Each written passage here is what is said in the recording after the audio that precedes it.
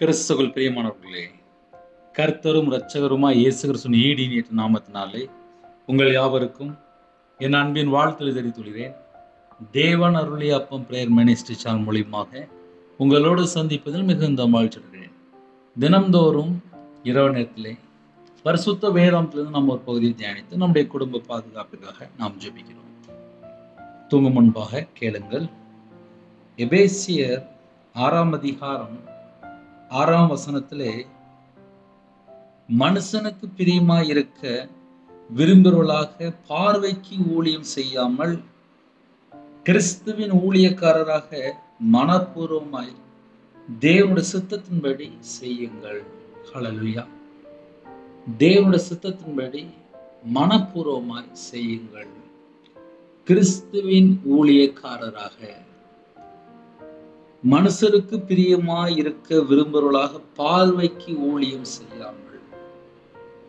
இந்த கடைசி காலம், நம்ம வாழிற காலம், கடைசி காலத்துல தேவனுக்கு பிரியமானபடிதான் நம்ம வாழ்க்கை இருக்கா, இல்ல மனுஷனை பிரியப்படுத்துற மாதிரி ஒரு வாழ்க்கை இருக்கா? அதை நம்ம தான் கொஞ்சம் ஆழமா யோசித்து பார்க்கணும். மனுஷனுக்கு பிரியமா இருக்கிறபடி உள்ள ஊழியமும் இருக்கு, தேவ சித்தத்தின்படி தேவனுக்கு பிரியமானபடி உள்ள ஊழியமும் இருக்கு. அப்ப எப்படி கண்டுபிடிக்கலாம் என்று நிறைய குடும்பத்திலே சந்தேகங்கள், கேள்விகள் நிறைய வந்துட்டு இருக்கும். ஒரு மனுஷன் தேவனால் அபிஷேகம் பண்ணப்பட்டிருந்தால் அவங்க பரலோகத்துக்கு மட்டும்தான் வேலை செய்வாங்க. நீங்க கேட்கிற ஒரு செய்தியில உங்க வாழ்க்கை பரலோகத்துக்கு பக்கம் திருப்புற மாதிரி இருக்கா, இல்ல இந்த உலகத்துக்குள்ள காரியம் மட்டும்தான் இருக்கா? ஏன்னா இப்ப இந்த கடைசி காலத்திலே செழிப்பின் உபதேசம் இருக்கு, கிருபையின் உபதேசம் இருக்கு, கடைசி காலத்துல நிறைய டீச்சிங் இருக்கு. இன்னும் கூட நம்ம சொல்லணும் அப்படின்னா, ஆவிக்குரிய வாழ்க்கையில வளரணும்னு சொல்லி நிறைய மெசேஜ் கர்த்தருடைய பிள்ளைகள் கேட்கிறாங்க. ஆனால் ஒரு 20 வருஷம் 30 வருஷம் முன்பாக இருந்த அந்த பரிசுத்தவான்கள் இருந்த பக்தி வைராக்கியம் இந்த கடைசி காலத்திலே அதே போல நம்முடைய வாழ்க்கை இருக்கா அப்படின்னு சொல்லி கொஞ்சம் திரும்பி பார்த்தால், நிறைய குடும்பத்துல மனுஷனை திரும்பி பார்த்து மனுஷனுக்காக ஓட ஆரம்பிச்சிருக்காங்க. மனுஷருக்கு பிரியமா இருக்க விரும்புகிறவர்களாக இன்னைக்கு நிறைய ஊழியத்தினுடைய அந்த பொறுப்பு, அந்த பதவி, அந்த அதிகாரம், அவங்களுடைய படிப்பு, அவங்களுடைய சிந்தனை எல்லாமே மனுஷனை பிரியப்படுத்துற மாதிரி இருக்கா, இல்ல கர்த்தரை பிரியப்படுத்துற மாதிரி இருக்கா? கர்த்தரை பிரியப்படுத்துற மாதிரி ஒரு ஊழியம் இருந்துச்சு அப்படின்னா நம்ம தேவ சித்தத்தின்படி ஊழியம் செய்யறன்னு அர்த்தம், நம்ம நித்திய ஜீவனுக்கு போறன்னு அர்த்தம். இல்ல மனுஷனுக்கு பிரியமா இருக்கிற மாதிரி நிறைய பேச்சுகள், நிறைய உடைகள், நிறைய ஸ்டைலு, நிறைய வார்த்தைகள் மனுஷனுக்காக பேச ஆரம்பிச்சாச்சு அப்படின்னா அந்த குடும்பம் நித்திய ஜீவனை இழந்து போயிரும். ஆவிக்குரிய வாழ்க்கையிலே ஒரு மனுஷன் வளரணும் அப்படின்னா முதல்ல தேவ திட்டத்தை, தேவ சித்தத்தை, தேவனுக்கு பிரியமான உள்ள காரியங்களை அறிந்திருக்க வேண்டும். நிப்பாட்டி நிதானமா பேசிட்டு இருக்கேன். தேவ சித்தம் ஒரு குடும்பத்திலே தெரிந்திருக்கணும், தேவனுக்கு பிரியமானபடி வாழ்றது என்னன்னு சொல்லி தெரிந்திருக்கணும், தேவ திட்டத்துக்குள்ளதான் நம்ம இருக்கிறோமா என்பதை நாம் அறிந்திருக்கணும்.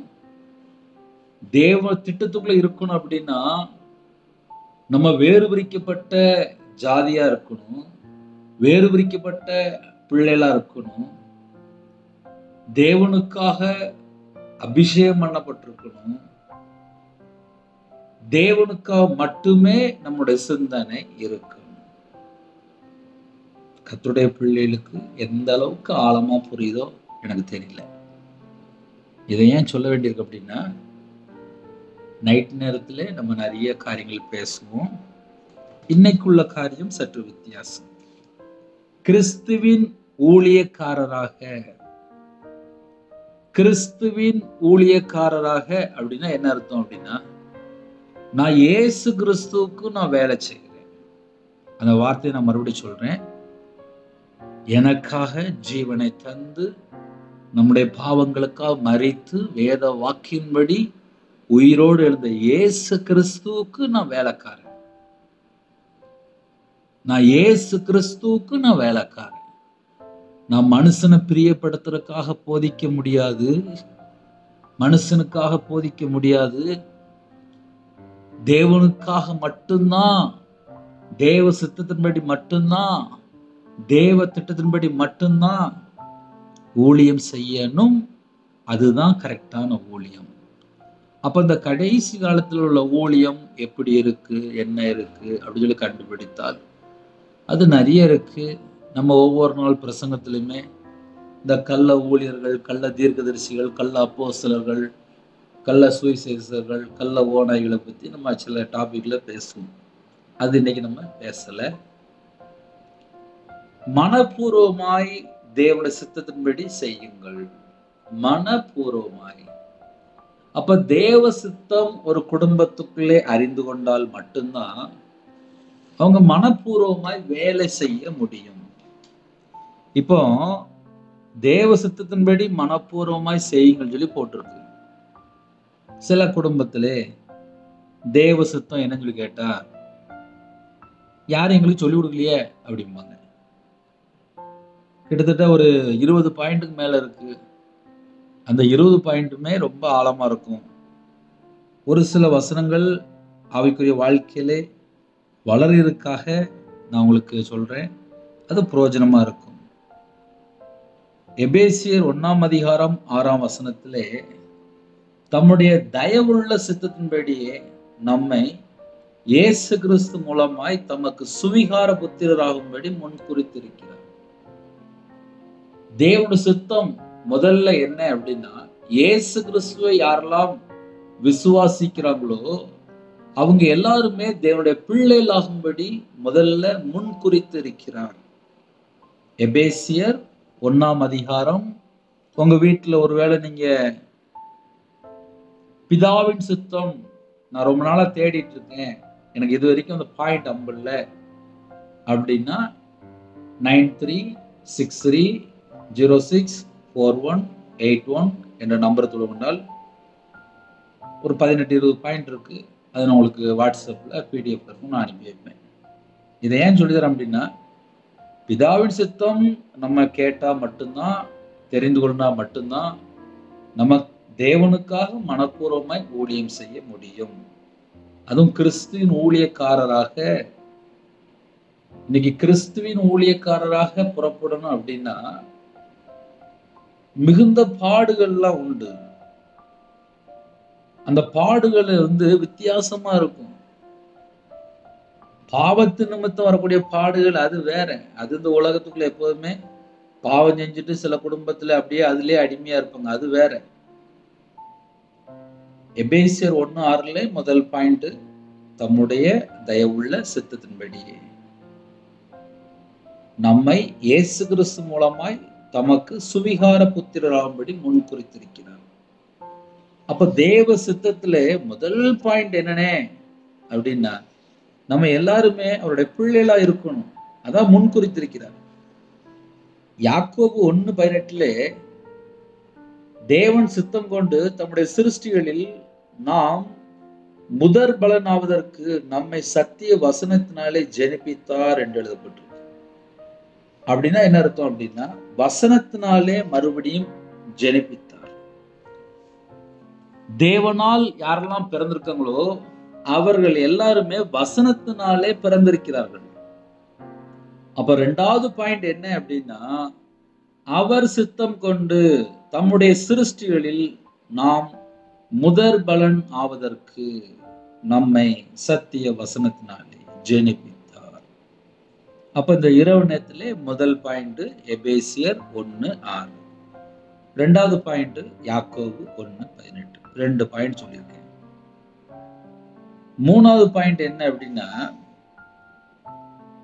1 பேதுரு 4:1-2 ஆகிய வசனங்கள் எழுதப்பட்டிருக்கு. கிறிஸ்து நமக்காக மாம்சத்திலே பாடுபட்டபடியால், கிறிஸ்து நமக்காக மாம்சத்திலே பாடுபட்டபடியால் நீங்களும் அப்படிப்பட்ட சிந்தையை ஆயுதமாக தரித்துக் கொள்ளுங்கள். அப்படின்னா என்ன அர்த்தம் அப்படின்னா, கிறிஸ்து நமக்காக பாடுபட்டபடியால் நம்முடைய பாவங்கள், நம்முடைய அக்கிரமம், நம்முடைய மீறுதல், நம்முடைய தலைமுறை சாபம், நம்முடைய பலவீனம், நம்முடைய நோய், நம்முடைய துக்கம், நமக்காக அடிக்கப்பட்டார், நமக்காக நொறுக்கப்பட்டார், நமக்காக சிலுவை சுமந்தார். நம்ம எல்லாருடைய பாவத்தையும், உலகத்தின் பாவத்தை சுமந்து தீர்க்கிற தேவ ஆட்டுக்குட்டியா வெளிப்பட்டார். தேவன் மாம்சத்தில் வெளிப்பட்டார், மனுஷ குமாரனா வெளிப்பட்டார், தாவீதின் குமாரனா வெளிப்பட்டார். இயேசு கிறிஸ்துவை நாம் விசுவாசிக்கிறோம். கிறிஸ்து நமக்காக மாம்சத்தில், அந்த வேர்டு ரொம்ப முக்கியம், மாம்சத்தில் பாடுபட்டபடியால், மாம்சத்தில் பாடுபட்டபடியால் நீங்களும் அப்படிப்பட்ட சிந்தையை ஆயுதமாக தரித்துக் கொள்ளுங்கள். அப்போ ஆயுதமாக தரித்துக் கொள்ளுங்கள் அப்படின்னா, இப்ப நம்ம மாம்சத்துல தான் இருக்கோம். கிறிஸ்து நமக்காக மாம்சத்துல பாடுபட்டபடியால் நீங்களும் அப்படிப்பட்ட சிந்தையை ஆயுதமாக தரித்து கொள்ளுங்கள் அப்படின்னா, இயேசு கிறிஸ்து மாம்சத்துல வாழ்ந்த காலத்துல பிதாவின் சித்தம் மாத்திரமே செய்தார். பிதாவின் சித்தம் என்ன? முதல்ல பரிசுத்தமா வாழ்றதுதான் பிதாவின் சித்தம்.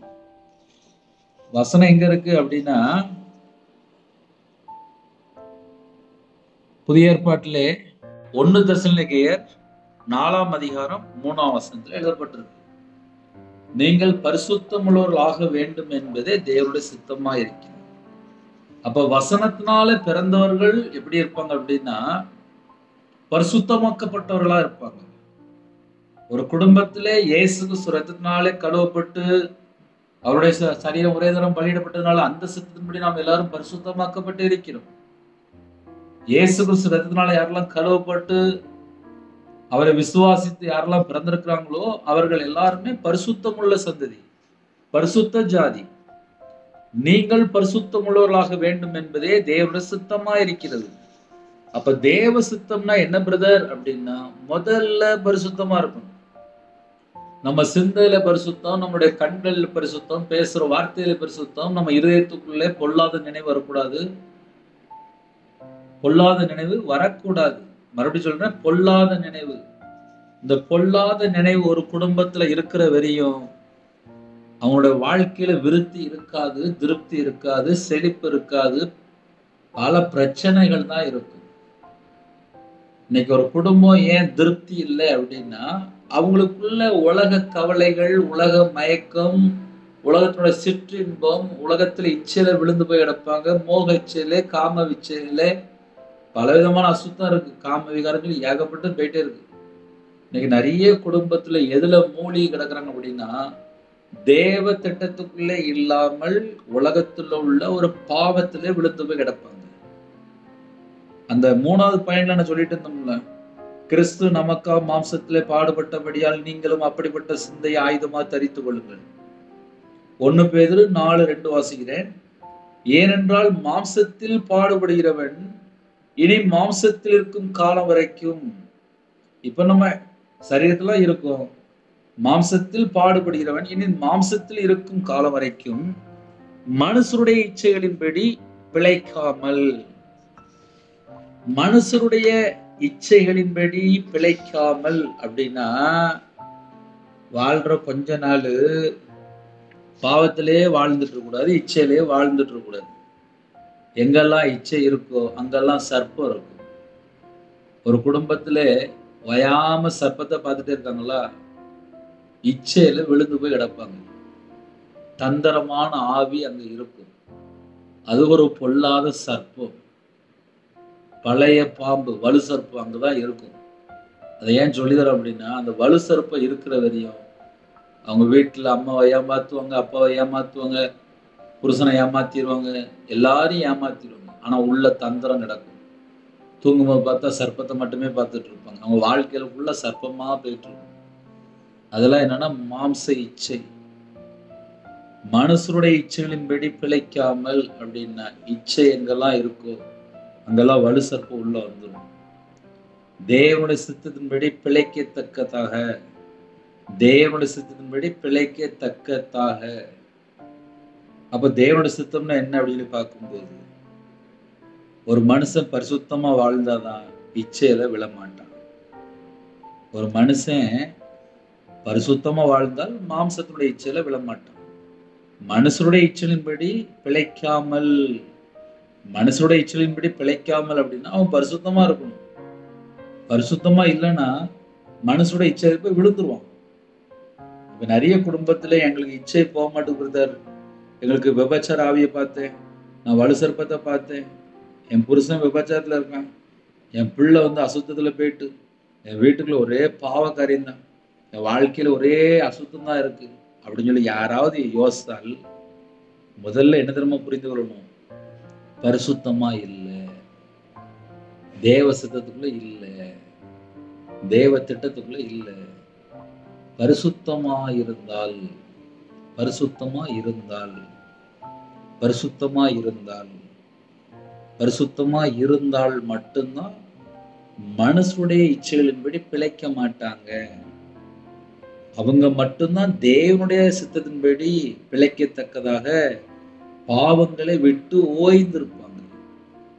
பாவங்களை விட்டு ஓய்ந்து அப்படின்னா பாவத்துல போய் சிக்கி கொள்ள மாட்டாங்க. வசனம் எங்க இருக்கு அப்படின்னா 1 பேதுரு 4:2. ஹல்லேலூயா. அப்ப இப்படிப்பட்ட செய்தி உங்களுக்கு இரவு நேரத்துல நீங்க வேணும் அப்படின்னா தேவன் அருளி அப்போ மினிஸ்டர்ல தொடர்ந்து கேளுங்க. சில நாள் சில எச்சரிப்புகள் வரும், கர்த்தருடைய வார்த்தை வரும்போது சில எச்சரிப்புகள் வரும். இன்னைக்கு நம்ம எடுக்கப்பட்ட சப்ஜெக்ட் என்ன அப்படின்னா, மனப்பூர்வமாய் தேவனுடைய சித்தத்தின்படி செய்யுங்கள். இன்னைக்கு மனப்பூர்வமா செய்யணும் அப்படின்னா தேவ சித்தத்தை அறிந்து கொண்டால் மட்டும்தான் மனப்பூர்வமாய் செய்ய முடியும். ஹல்லேலூயா. அதனால யாரெல்லாம் இணைந்திருக்கிறீங்களோ தேவ சித்தத்துக்குள்ளதான் நம்ம இருக்கிறோமா என்பதை நம்ம சற்று ஆராய்ந்து பார்க்கணும். 3வது பாயிண்ட் 1 பேதுரு 4:1-2. 4வது பாயிண்ட் 1 தெசலோனிக்கேயர் 4:3 பரிசுத்தம் உள்ளவர்களாக வேண்டும் என்பது தேவ சித்தம். 5வது பாயிண்ட் என்ன அப்படின்னா 1 தெசலோனிக்கேயர் 5:15-18 வரையும் இருக்கு. 5வது பாயிண்ட் என்னன்னா, ஒருவனும் மற்றொருவன் செய்யும் தீமைக்கு தீமை செய்யாதபடிக்கு பாருங்கள், உங்களுக்குள்ளும் மற்ற யாவருக்குள்ளும் எப்பொழுதும் நன்மை செய்ய நாடுங்கள். அப்ப 5வது பாயிண்ட் என்ன பிரதர் அப்படின்னா, உங்க வீட்டுல நீங்க டைரி இருந்தா நான் சொல்றதை அப்படியே எடுத்து எழுதி வச்சுட்டே இருக்கலாம்.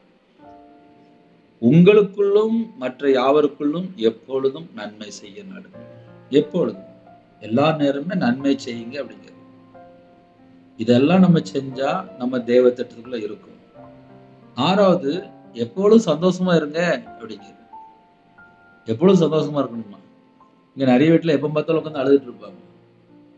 எவ்வளவு பெரிய பிரச்சனையா இருந்தாலும் சரி, ஐயா நான் என்னையா செய்யணும்? அடுத்த பாயிண்ட் இருக்கு, இடைவிடாமல் ஜெபம் பண்ணுங்க. ஒரு மனுஷன் சந்தோஷமா இருக்கணும் அப்படின்னா தேவனோடு தொடர்புல இருக்கணும், தேவனோடு உள்ள உறவுல இருக்கணும், தேவ வசனம் என் இதயத்துக்குள்ள இருக்கணும். அப்பதான் அந்த உலக கவலையெல்லாம் நெருக்காது, உலகத்துல பாவம்லாம் நெருக்காது. அப்போ ஒரு மனுஷன் எப்பொழுதும் சந்தோஷமா இருக்கணும் அப்படின்னா அவன் தேவனோடு இருக்கணும், இடைவிடாமல் ஜெபிக்கிற மகனா இருக்கணும். ஜெபிக்கிறவங்களோட வாழ்க்கையில தான் அடுத்தடுத்த ஸ்டேஜுக்குள்ள எந்திரிச்சு போக முடியும். ஏன்னா உலகத்துல நிறைய காரியங்கள் இருக்கு, நிறைய காரியங்கள் யோசித்தால இருதயத்துக்கு கவலை வேதனைகள் தான் இருக்கும். அதெல்லாம் விட்டுட்டு வெளியில வரணும் அப்படின்னா ஒரு மனுஷன் தேவ சித்தத்துக்குள்ள இருந்தாலே போதும். தேவ சித்தத்துக்குள்ள இருந்துச்சுன்னா அவங்க எப்போதுமே சந்தோஷமா இருக்கும். ஏன்னா உலகத்துல எதுவுமே ஆசைப்படவே மாட்டாங்க. நகையா, பணமா, பொருளா, புருஷனா, பிள்ளையா எதுவுமே யோசிக்க மாட்டாங்க. அவங்க பேசாம ஜெபத்துல இருப்பாங்க. என் கணவரை தேவன் பார்த்துக்கொள்வார், என் பிள்ளைய தேவன் பார்த்துக்கொள்வார். அந்த அளவுக்கு இடைவிடாமல் ஜெபிக்கிறோம். எப்பொழுதுமே தேவனோடு தொடர்புல இருக்கும்போது சந்தோஷமா இருப்பாங்க. அப்ப தேவனோடு உள்ள தொடர்பு ரொம்ப முக்கியமான பாயிண்ட். இடைவிடாமல் ஜெபிக்கிறவர்கள் எப்பொழுதும் தேவனோடு, தேவனோடு, எப்பொழுதும் தேவனோடு, எப்பொழுதும் தேவனோடு. அப்ப இன்னைக்குள்ள செய்தி ஒரு முக்கியமான செய்தி. யாரெல்லாம் இணைந்திருக்கிறீங்களோ கண்டிப்பா இன்னைக்குள்ள செய்தி முக்கியமான செய்தி.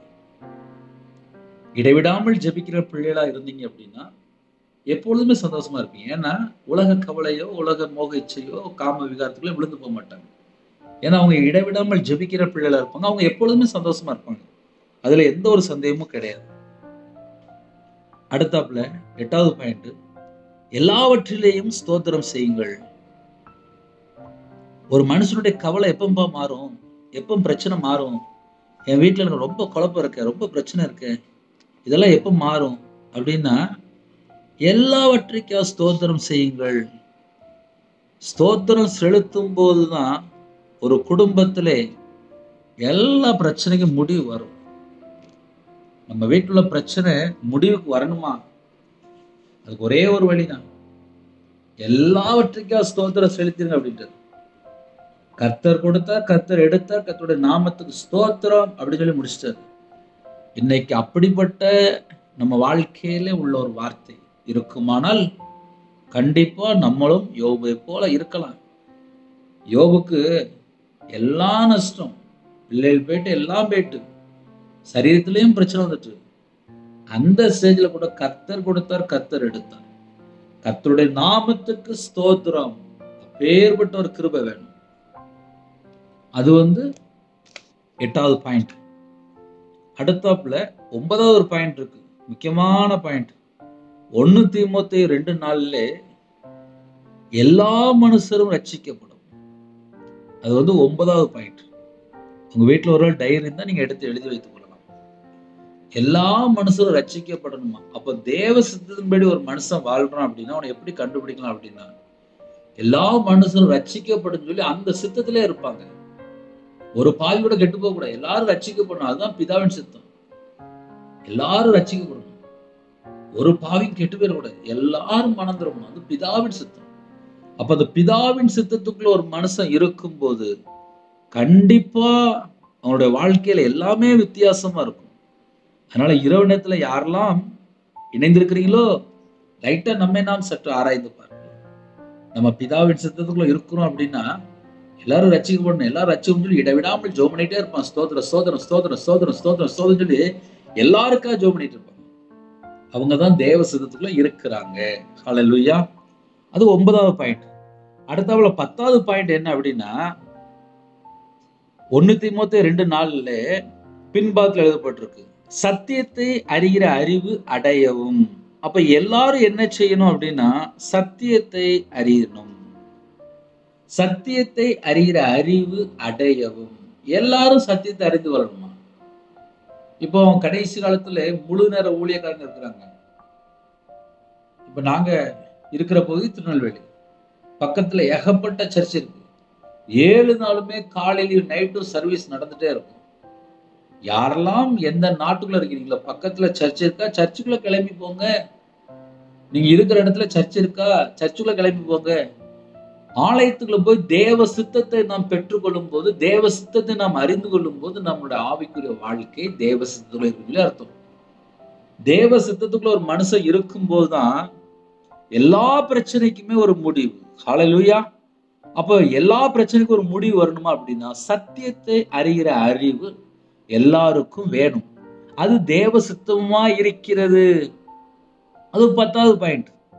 அடுத்தாப்புல 11வது பாயிண்ட் என்னன்னு அப்படின்னா, கொலோசையர் 1ஆம் அதிகாரம் 9-10 வரை ஆகிய வசனங்கள்.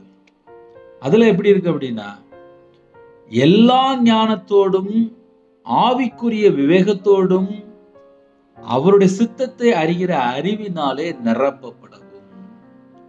அப்ப 11வது பாயிண்ட் என்ன அப்படின்னா, நீங்கள் எல்லா ஞானத்தோடும், எல்லா ஞானமும் நமக்கு இருக்கணுமா? அப்ப கர்த்தருடைய பிள்ளைகளுக்கு தேவ சித்தத்துக்குள்ள ஒரு மனுஷன் வரணும் அப்படின்னா எல்லா ஞானம் இருக்கணும். எல்லா ஞானத்தோடும் ஆவிக்குரிய விவேகத்தோடும். ஆவிக்குரிய ஒரு விவேகம் ஒரு குடும்பத்துல இருக்குமானால் அவங்க தேவ சித்தத்துக்குள்ள இருக்கிறாங்கன்னு அர்த்தம். அவருடைய சித்தத்தை அறிகிற அறிவினாலே நிரப்பப்படவும். அப்ப கடைசி காலத்திலே ஒரே ஒரு காரியம் நம்ம என்ன அறிந்து கொள்ளணும் அப்படின்னா, எல்லா ஞானம் நமக்கு இருக்கணும் அப்படின்னு சொல்லி யாராவது விரும்பினால் முதல்ல பக்கத்துல இருக்க சர்ச்சுக்கு கிளம்பி போகணும். இதை ஏன் சொல்ல வேண்டியது அப்படின்னா, சர்ச்சில் மேய்ப்பன் போதிப்பாங்க. அவங்க போதிக்கும்போது வசனத்துல என்ன போட்டிருக்கு அதோட அர்த்தத்தை நமக்கு சொல்லிக் கொடுப்பாங்க. சில குடும்பத்துல வேற வேற தேசத்துல இருப்பீங்க, சர்ச்சுக்கு போக முடியாத சூழல் இருக்கும். பக்கத்துல யாரெல்லாம் சர்ச் இருக்கோ ஆலயத்துல போய் தேவனோட சமூகத்துல காத்திருங்க. தேவனோட வார்த்தையை போதிக்கும் போது கவனிங்க. ஹல்லேலூயா. அவருடைய சித்தத்தை அறிகிற அறிவினாலே நிரப்பப்படவும் சகலவித நற்கிரியலுமாகிய கனிகளை தந்து. அப்ப பிதாவின் சித்தத்திலே ஒரு காரியம் என்ன அப்படின்னா, கனி உள்ள ஒரு வாழ்க்கை வேணும். நற்கிரியை செய்யணுமா? நற்கிரியலுமாகிய கனிகளை தந்து. சகலவித நற்கிரியை, சகலவித காரியத்துல நற்கிரியை செய்யணும் அப்படின்னா, அவங்க தேவனை அறிகிற அறிவில விருத்தி அடைந்தால் மட்டும்தான் அப்படிப்பட்ட அந்த பாத்திரமா நம்ம இருக்க முடியும். அப்ப இந்த கடைசி காலத்திலே எல்லா ஞானமும் வேணும், ஆவிக்குரிய விவேகமும் வேணும், ஆவிக்குரிய அந்த அறிவு நமக்கு நிரப்பப்படணும், சகலவித நற்கிரியையும் நமக்கு வேணும். தேவனை அறிகிற அறிவில விருத்தி அடையணும். அப்ப இதெல்லாம் நம்மளோட வாழ்க்கையில இருந்தால் நம்ம ஆவிக்குரிய வாழ்க்கையில வளர்ச்சி. ஹல்லேலூயா. இன்னும் நிறைய பாயிண்ட் இருக்கு. யோவான் 6ஆம் அதிகாரம் 40வது வசனத்துல எழுதப்பட்டிருக்கு, குமாரனை கண்டு அவரிடத்தில் விசுவாசமா இருக்கிறவன் எவனோ. இயேசு கிறிஸ்துவை விசுவாசிக்கணும். எப்படி விசுவாசிக்கணும் அப்படின்னா, குமாரனை கண்டு. இயேசு கிறிஸ்து தேவனுடைய குமாரனா வெளிப்பட்டார், நம்முடைய பாவத்தை சுமந்து தீர்க்கிற தேவ ஆட்டுக்குட்டியா வெளிப்பட்டார் என்று குமாரனை கண்டு அவரிடத்தில் விசுவாசமா இருக்கிறவன் எவனோ அவன் நித்திய ஜீவனை அடைவதும். அப்ப குமாரனை யாரெல்லாம் விசுவாசிக்கிறாங்களோ அவனுக்கு நித்திய ஜீவன் என்று எழுதப்பட்டிருக்கு. நான் அவனை கடைசி நாளில் எழுப்புவதும். அப்ப பிதாவின் சித்தத்துல ஒரு சித்தம் என்ன அப்படின்னா, இயேசு கிறிஸ்துவை யாரெல்லாம் குமாரனா விசுவாசிக்கிறாங்களோ அவர்களுக்கு நித்திய ஜீவன். ஹல்லேலூயா.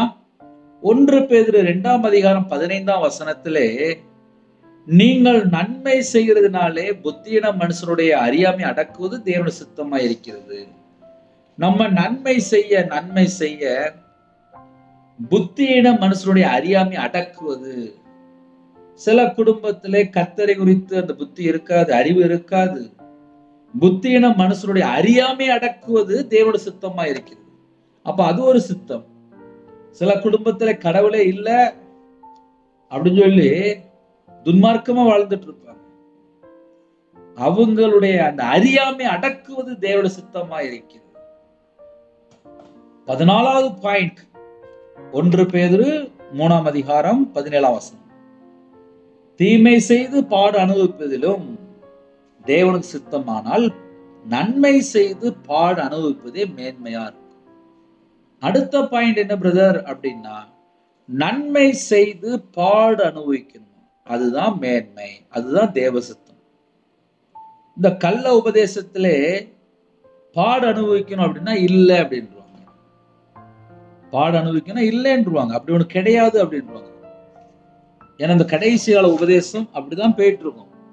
ஏன்னா சும்மா நீ எப்படி வாழ்ந்தாலும் நீ ஆசீர்வதிப்பார் கிருபையின் உபதேசத்துல மனம் திரும்புற பிரசங்கம் இருக்காது. இந்த கடைசி காலத்துல நிறைய கள்ள உபதேசம்லாம் இருக்குப்பா.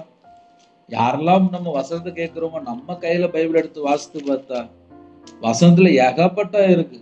அப்போஸ்தலர் 14ஆம் அதிகாரம் 22ஆம் வசனம் எழுதப்பட்டிருக்கு, சீசருடைய மனதை திடப்படுத்தி விசுவாசத்துல நிலைத்திருக்கும்படி அவர்களுக்கு புத்தி சொல்லி நாம் அநேக உபத்திரங்கள் வழியாய் தேவனுடைய ராஜ்யத்தில் பிரவேசிக்க வேண்டும் என்று சொன்னார்கள். அநேக உபத்திரங்கள் வழியாய் தேவனுடைய ராஜ்யத்தில் பிரவேசிக்க வேண்டும் என்று சொன்னார்கள். அப்ப நம்ம பரலோகத்துக்கு போனோம் அப்படின்னா அநேக உபத்திரங்கள் உண்டு. அநேக உபத்திரங்கள் வழியா தான் நம்ம பரலோகத்துக்கு போகணுமா. தேவனுடைய சித்தம் என்ன சொல்லி பார்க்கும்போது நன்மை செய்து பாடு அனுபவிப்பதே மேன்மையா இருக்கும் சொல்லி முடிச்சிட்டாங்க. 1 பேதுரு 4:19 அதே வசனம் எழுதப்பட்டிருக்கு, மறுபடியும் எழுதப்பட்டிருக்கு, தேவனுடைய சித்தத்தின்படி பாடு அனுபவிக்கிறவர்கள் நன்மை செய்கிறவர்களாய் தங்கள் ஆத்துமாக்களை. அடுத்த பாயிண்ட் என்ன அப்படின்னா, தேவ சித்தத்துல அடுத்த பாயிண்ட் என்னன்னா, தங்கள் ஆத்துமாக்களை உண்மை உள்ள சிருஷ்டி கர்த்தராகிய அவருக்கு ஒப்பு கொடுக்க கடவார்கள். பாட அனுபவிக்கிறது மட்டும் பத்தாது, நன்மை செய்யறது மட்டும் பத்தாது, தங்கள் ஆத்துமாக்களை உண்மை உள்ள சிருஷ்டி கர்த்தராகிய அவருக்கு ஒப்பு கொடுக்கணுமா? அப்ப என் ஆத்துமா மீட்டெடுக்கிற யாரு? இயேசு கிறிஸ்து. பாவத்துல ஆத்துமா செத்து போயிருது, ஆத்துமா உயிர்ப்பிக்கப்படுது. எப்போ? இயேசு கிறிஸ்து ரத்தத்தினால நம்மளோட ஆத்துமா கழுவப்படணும், நம்மளோட ஆவி ஆத்துமா சரீரம் எல்லாம் கழுவப்படணும். அப்ப ஆத்துமா உயிர்ப்பிக்கப்படுகிறது. ஹல்லேலூயா. அப்ப தேவ சித்தத்துல ஒரு முக்கியமான ஒரு பாயிண்ட் என்ன அப்படின்னா, நம்ம ஆத்துமா உண்மை உள்ள சிருஷ்டி கர்த்தராகிய அவருக்கு ஒப்பு கொடுக்க கடவார்கள். அது ஒரு முக்கியமான ஒரு பாயிண்ட். பிலிப்பியர் 2:13 தேவனே தம்முடைய தயவுள்ள சித்தத்தின்படி விருப்பத்தையும் செய்யையும் உங்களில் உண்டாக்குறவராய் இருக்கிறார். அது என்ன பாயிண்ட் அப்படின்னா, தேவனுடைய சித்தம் என்ன அப்படின்னா, அந்த விருப்பம் அந்த செய்கை உங்களில் உண்டாக்குறவராய் இருக்கிறார். இப்ப என் வாழ்க்கையில எனக்கும் தேவனுக்கும் உள்ள தொடர்பு என்ன? நான் என்ன செய்யணும், நான் என்ன செய்ய சொல்லி தேவன் சொல்லியிருக்காரு. அந்த விருப்பம் அந்த செய்கை எல்லாமே எனக்குள்ள உண்டாக்குறார். நான் இன்னைக்கு தேவ சித்தத்துக்குள்ள இருக்கணும் அப்படின்னா எனக்குள்ள அந்த விருப்பத்தையும் அந்த செய்கையை உண்டாக்குறவரா இருக்கிறார் என்று எழுதப்பட்டிருக்கு. இன்னைக்கு சில குடும்பத்துல சர்ச்சை கட்டுறதுக்காக பணம் கொடுப்பாங்க, மிஷினரிக்காக பணம் கொடுப்பாங்க, மிஷினரி ஊழியம் பண்ணுவாங்க, சபை ஊழியம் பண்ணுவாங்க, ஐயரோலா இருப்பாங்க, அபிஷேகம் பண்ணப்பட்டவங்களா இருப்பாங்க, தேவனுக்காக பிரித்தெடுக்கப்பட்டவங்களா இருப்பாங்க. இது எல்லாமே விருப்பம் அந்த செய்கை எல்லாமே தேவன் உள்ள வச்சிருவார். தேவனுக்காக பிரித்தெடுக்கப்பட்ட ஜனங்களா இருப்பாங்க. கிறிஸ்துவின் ஊழியக்காரரா இருக்கணும் அப்படின்னா நமக்குள்ள தேவ திட்டம் தெரிஞ்சிருக்கணும், தேவ சித்தம் தெரிந்திருக்கணும். ஹல்லேலூயா. 16வது பாயிண்ட் என்னன்னா பிலிப்பியர் 2:13. அடுத்தவள 17வது பாயிண்ட், உலகமும் அதன் இச்சையும் ஒளிந்து போகும், தேவனுடைய சித்தத்தின்படி செய்கிறவனே என்றென்றைக்கும் நிலைத்திருப்பான். உலகமும் அதன் இச்சையெல்லாம் ஒளிஞ்சு போயிருமாப்பா. தேவ சித்தத்தின்படி செய்கிறவனே என்றென்றைக்கும் நிலைத்திருப்பான். நம்ம எல்லாம் பரலோகத்துக்கு போகணும் அப்படின்னா இந்த பாயிண்ட்லாம் ரொம்ப முக்கியம். என்றென்றைக்கும் நிலைத்திருக்கணும் அப்படின்னா தேவ சித்தத்தின்படி செய்கிற ஜனமா இருக்கணும். 18வது பாயிண்ட் எபிரேயர் 10:36 எழுதப்பட்டிருக்கு. நீங்கள் தேவனுடைய சித்தத்தின்படி செய்து தேவ சித்தத்தை செஞ்சதுக்கு அப்புறம் வாக்குத்தத்தம் பண்ணப்பட்டதை பெறும்படிக்கு பொறுமை உங்களுக்கு வேண்டியதா இருக்கிறது. நமக்கு என்ன வாக்குத்தத்தம் பண்ணியிருக்காரு? நித்திய ஜீவன் தருவேன் என்பதே அவர் நமக்கு செய்த வாக்குத்தத்தம். அப்ப நித்திய ஜீவன் தருவேன் என்பதே அவர் நமக்கு செய்த வாக்குத்தத்தம். அந்த வாக்குத்தத்தங்களை நாம் பெற்றுக்கொண்டு நமக்கு பொறுமை வேணுமா? ஹல்லேலூயா. யாரெல்லாம் இணைந்திருக்கிறீங்களோ நம்ம கொஞ்சம் பொறுமையா இருக்கணும். நம்ம எல்லாரும் பரலோகத்துக்கு போகணும்ல, நம்ம கொஞ்சம் பொறுமையா இருக்கணும். இப்போ ஒரு 18 பாயிண்ட் கிட்ட நம்ம தியானிச்சிட்டோம். உங்க வாழ்க்கையில ஆவிக்குரிய வாழ்க்கையில வளர்ச்சி வேணுமா? பரலோகத்தில் இருக்கிற என் பிதாவின் சித்தத்தின்படி செய்கிறவனே பரலோக ராஜ்யத்தில் பிரவேசிப்பான். அல்லாமல் என்ன நோக்கி கர்த்தாவே கர்த்தாவே என்று சொல்கிறவன் அது பிரவேசிப்பதில்லை. அதுல என்ன பிரதர் இருக்கு பாயிண்ட் அப்படின்னா, பிதாவின் சித்தம் செஞ்சா மட்டும்தான் நித்திய ஜீவன். நித்திய ஜீவனுக்குள்ள போகணும் அப்படின்னா பிதாவின் சித்தம் செய்யணும். அதுக்கு நாங்க என்ன பிரதர் செய்யணும் அப்படிம்பாங்க. உடனே மத்தேயு 6:9-13 வரை எழுதப்பட்டிருக்கு. பரமண்டலுக்கு எங்கள் பிதாவே, உம்முடைய நாமம் பரிசுத்தப்படுவதாக, உம்முடைய ராஜ்யம் வருவதாக, உம்முடைய சித்தம் பரமண்டலில் செய்யப்படுவது போல பூமியிலையும் செய்யப்படுவதாக. எங்களுக்கு வேண்டிய ஆகாரத்தை இன்று எங்களுக்கு தாரும். எங்கள் கடனாளிகளுக்கு நாங்கள் மன்னிக்கிறதை போல எங்கள் கடன்களை எங்களுக்கு மன்னியும். எங்களை சோதனைக்கு உட்பட பண்ணாமல் தீமை நின்று எங்களை ரட்சித்துக் கொள்ளும். ராஜ்யம் வல்லமையும் மகிமையும் என்றென்றைக்கும் உம்முடையவர்களே, ஆமேன். அப்ப கர்த்தருடைய சித்தத்தை ஒரு மனுஷன் செய்யணும் அப்படின்னா டெய்லி பரமண்டலில் எங்கள் பிதாவே அந்த ஜெபத்தை நம்ம சொல்லணும். ஹல்லேலூயா. இயேசு கிறிஸ்து அழகா சொல்லிட்டாரு, இந்த சிறியரில் ஒருவனாயில் கெட்டு போது பரலோகத்தில் உங்கள் பிதாவின் சித்தம் அல்ல அப்படின்றாரு. எல்லாரும் ரட்சிக்கப்படணும். அதனால 21 பாயிண்ட் கிட்ட பேசிருக்கேன். இந்த 21 பாயிண்ட்டுமே நம்முடைய ஆவிக்குரிய வாழ்க்கையில வளர்ச்சியா இருந்துச்சு அப்படின்னா ரொம்ப பிரயோஜனமா இருக்கும். அதனால இன்னைக்கு செய்தி பிதாவின் சித்தத்தை நாம் தியானித்திருக்கிறோம். மனப்பூர்வமாய் தேவனுடைய சித்தத்தின்படி செய்யுங்கள். கிறிஸ்துவின் ஊழியக்காரராக மனுஷருக்கு பிரியமா இருக்க விரும்புகிறவர்களாக பார்வைக்கு ஊழியம் செய்யாமல், மனுஷருக்கு பிரியமா இருக்க விரும்புகிறவர்களாக பார்வைக்கு ஊழியம் செய்யணும் அப்படின்னா இப்போ பலிபீடத்திலே ஷூ போட்டு நிக்க ஆரம்பிச்சிட்டாங்க. வசனத்தையே காணும். ஒன்லி டயலாக் பிரசங்கம் தான். ஒன்லி போலி அற்புதம் அடையாளம். போலி அற்புதம், போலி அற்புதம், போலி அடையாளம். டயலாக் பிரசங்கம், மனம் திரும்புற பிரசங்கம் இல்லை. பரிசுத்தமா வாழ்றதுக்கு சொல்லிக் கொடுக்கல. நீதியை பின்பற்ற சொல்லிக் கொடுக்கல. சத்தியத்துல நடக்க சொல்லிக் கொடுக்கல. தேவ திட்டத்துக்குள்ள இருக்குன்னு சொல்லிக் கொடுக்கல. தேவனுக்கு பிரியமானபடி வாழும் சொல்லிக் கொடுக்கல. அது எல்லாமே கள்ள உபதேசத்துல போயிடும். மனம் திரும்பி பாவ மன்னிப்பை பெற்றுக்கொண்டு இயேசு கிறிஸ்து ரத்தத்தினால கழுவப்பட்டு நீதிமானா மாறினா மட்டும்தான், பரிசுத்த ஜாதியா வாழ்ந்தா மட்டும்தான், வெளிச்சத்தின் பிள்ளையா வாழ்ந்தா மட்டும்தான், எனக்காக ஜீவனை தந்து ஜீவாதிபதியான எனக்குள்ளே வாசம் பண்ணினா மட்டும்தான் என்னோட வாழ்க்கை வித்தியாசமா இருக்கும். அதனால இரவு நேரத்துல இப்படிப்பட்ட செய்தி நம்ம தியானித்திருக்கிறோம். ஒரு சின்ன ஜெபமணி முடிக்க போறோம். இருக்கிற இடத்துல அப்படியே கண்களை மூடுங்க. இருக்கிற இடத்துல முழங்கால் படிங்க, கண்களை மூடி நாம் ஜெபம் செய்வோம். பரிசுத்தமுள்ள நல்ல பிதாவே, உம்மை நன்றியோடு துதிக்கிறோம், சொல்கிறோம்ப்பா. உம்முடைய பதவியில் அர்ப்பணிக்கிறோம். அப்பா, பிதாவின் சித்தத்தை தியானிக்கிறதுக்கு அப்பா எங்களுக்கு கிருபை தந்த கிருபைக்காக நன்றி. இவ்வளவு நேரம் கேட்ட செய்தி ஒவ்வொரு குடும்பமும் கர்த்தருடைய கரத்தில் அர்ப்பணிக்கிறோம். கர்த்தருக்காக வேறு பிரிக்கப்பட்ட ஜனமா இருக்கணும். மனப்பூர்வமாய் தேவனுடைய சித்தத்தின்படி செய்யக்கூடிய பிள்ளைகளா இருக்கணும். உலகத்துக்கு ஒத்த வேஷம் தரிக்க கூடாது. அப்படிப்பட்ட கிருபைகள் பிள்ளைகளுக்குள்ள பெருகட்டும். அப்படிப்பட்ட தாகத்தை உங்கள் பிள்ளைகள் தாங்க. பரலோகத்தில் இருக்கிற என் பிதாவின் சித்தத்தின்படி செய்கிறவனே எவனோ அவனே எனக்கு சகோதரனும் சகோதரியும் தாயுமா இருக்கிறான் என்றார் என்று அப்பா வேதத்தில் நாங்கள் வாசிக்கிறோம். பிதாவின் சித்தத்தின்படி செய்து அப்பா உமக்கு அப்பா விசேஷமாக எல்லா காரியத்திலையும் உரிய பிள்ளைகளா இருக்கணும். உலகத்துக்கு ஒத்த வேஷம் எங்களுக்கு வேண்டாம்ப்பா.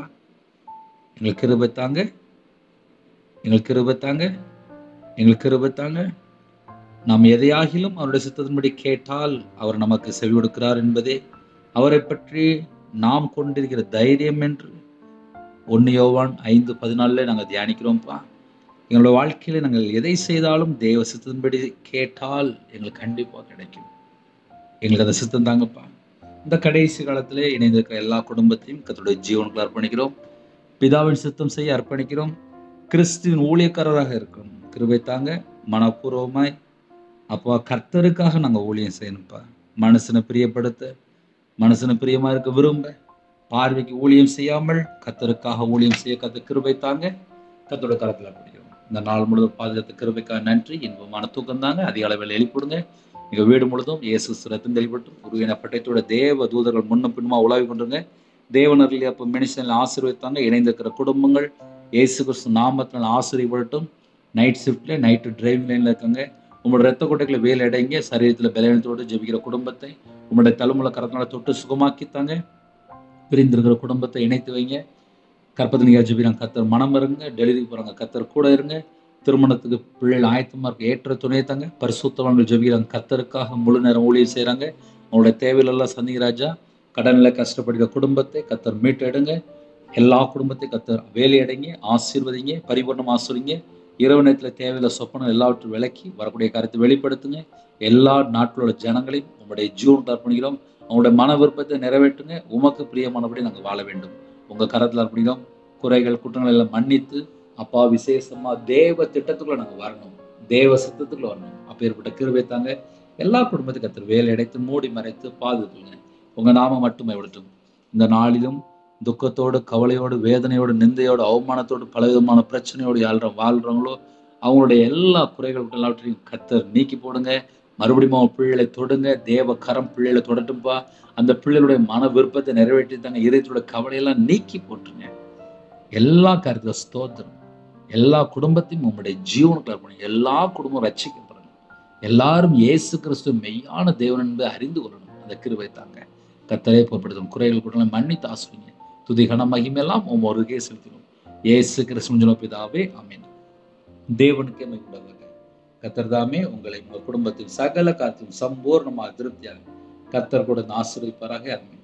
கர்த்தராகிய இயேசு கிருபையும் பிதாவாகிய அன்பும் பரிசுத்தனோட ஐக்கியம் இப்பொழுதும் எப்பொழுது சதா காலங்களிலும் நம் அன்போடு கொடுப்பதாக. ஆமென். கிறிஸ்துவுக்குள் பிரியமானவர்களே, என் பேர் ரவிராஜ். எனக்காக ஜெபித்துக் கொள்ளுங்கள். ஒரு நிமிஷமா ஜெபிங்க. கடைசி காலத்தில் ஊழியம் பண்றோம். கர்த்தருடைய வருகையில நம்ம எல்லாரும் காணப்படணும். எல்லாரும் பரலோகத்துக்கு போகணும். எனக்காக ஜெபிப்பீங்களா? 9363064181 நம்பர் உண்டால் நாங்கள் உங்களுக்காக குடும்பத்துக்கு ஜெபிப்போம். God bless you.